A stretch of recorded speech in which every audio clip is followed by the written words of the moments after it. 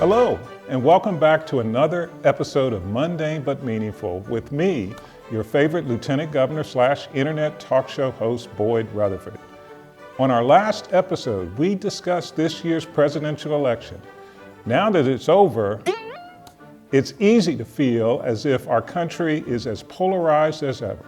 But this is not the first time in our history that the United States has experienced a contentious presidential election during a tense political climate. On today's episode, we'll look back at a couple of examples of bitterly fought elections and eras of political division. Ready? Let's get started. Timer, please. Thank you. One of the most contentious elections in the United States was in 1824 between Andrew Jackson and John Quincy Adams. Jackson had won a plurality of electoral votes, but not the majority, resulting in a contingent election in Congress that ultimately went to Adams. The outcome was widely criticized as Adams' corrupt deal-making with Congress. The following years saw increasing polarization and set the stage for a rematch 4 years later, which Jackson won.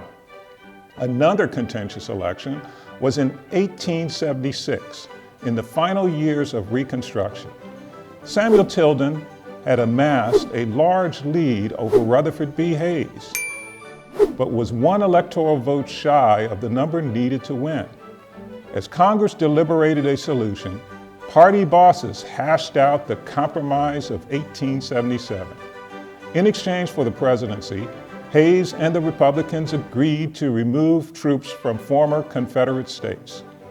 Southern Democrats took control of Congress in 1878, the first time since the Civil War, leaving Republican-enacted Reconstruction policies protecting the rights of African Americans largely ineffective. This political shift paved the way for the Jim Crow era and left Southern states free to enact laws deepening racial segregation, including measures to disenfranchise Black voters and reverse gains made by Blacks under Reconstruction. Sadly, such laws would remain in effect until the passage of the Civil Rights Acts of the 1960s. So you see, 2020 is neither the first nor the only time that America has experienced intense political division or a too close to call presidential election.